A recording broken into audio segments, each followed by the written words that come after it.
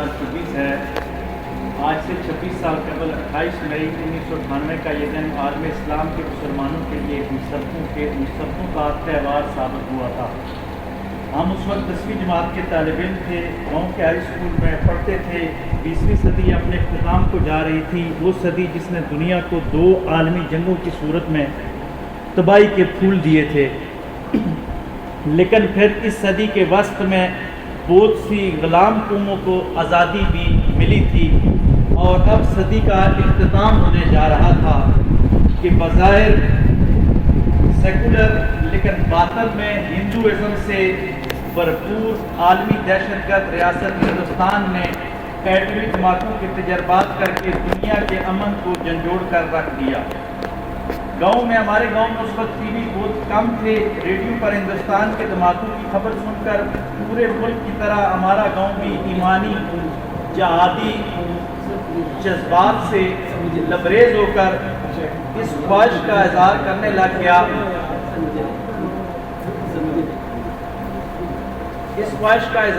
لگ گیا کہ پاکستان کے پاس بھی ایٹم بم ہے اور ہمیں جواباً فوراً تجربات کر دینے چاہیے۔ اگلے دن جب ہم اسکول گئے تو اسکول کا ہر طالب علم اور ہر استاد ہندوستان کے دھماکوں پر ہی گفتگو کر رہا تھا، اور جذبہ حب الوطنی اور جذبہ ایمانی سے لیس ہو کر گفتگو ہر آدمی کر رہا تھا۔ کیا وہ سہانا دور تھا جب پوری قوم متحد ہوا کرتی تھی، غیرت کی آواز ہوتی تھی، سوشل میڈیا اور الیکٹرانک میڈیا پر مایوسی پھیلانے والے دجالی ابھی پورے ملک پر قابض نہیں ہوئے تھے۔ یعنی 1998 کے حالات دیکھیں کہ پوری قوم کم از کم متحد تھی، اگر حکومت کے ساتھ اختلافات تھے بھی لیکن ہم متحد ہو جایا کرتے تھے۔ لہٰذا اجتماعی طور پر قوم بہادر، غیور اور غیرت مند عوام کا مرکب بنی ہوئی تھی۔ قوم کے مزدور سے لے کر فیکٹری کا مالک تک اور عالم سے لے کر اداکار تک سب کے سب ایک بات پر متفق تھے کہ ہمیں جلد از جلد ایٹمی دھماکوں کے تجربات کر دینے چاہیے۔ میری زندگی میں شاید یہ پہلا اور ہو سکتا ہے کہ آخری موقع ہوا ہو کہ میں نے دیکھا کہ پوری قوم ایک قومی غیرت کے ثبوت پر متفق تھی۔ حکومت کی تیاریاں اور مشورے جو کہ تھوڑے تھوڑے وقت سے آگے بڑھ رہے تھے، وہ ایک دن قوم کے لیے محشر کا دن ثابت ہو رہا تھا۔ اب قوم نے حکومت وقت کے خلاف باقاعدہ احتجاج کی تیاریاں بھی کرنا شروع کر دی تھی کہ 28 مئی کو مدینہ ثانی کے منتخب وزیر اعظم اور سپہ سالار سمیت ساری قیادت نے مل کر قوم کو اور امت مسلمہ کو یہ عظیم خوشخبری سنائی کہ ہندوستان کے 5 ایٹمی دھماکوں کے جواب میں اسلامی جمہوریہ پاکستان نے اس وقت 5 اور بعد میں ایک اور کر کے 6 ایٹمی دھماکوں کے کامیاب تجربے کیے۔ یوں اس سارے مارکے کے اصل ہیرو اور غازی ملت ڈاکٹر قدیر خان رحمۃ اللہ علیہ ٹھہرے،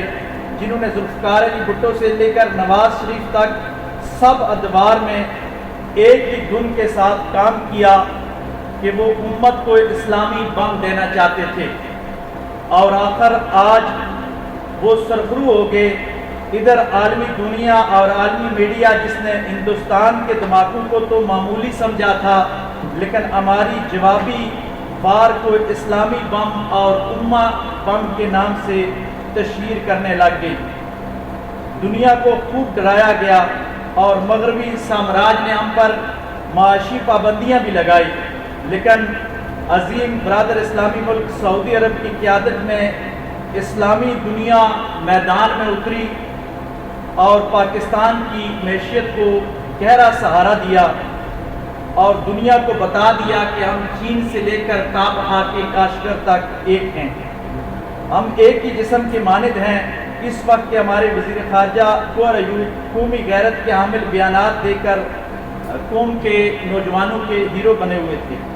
ہم نوجوان فخر کرتے تھے اپنے ملک پر، اپنے نظام پر اور اسلام پر۔ یہ زیادہ دور کی بات نہیں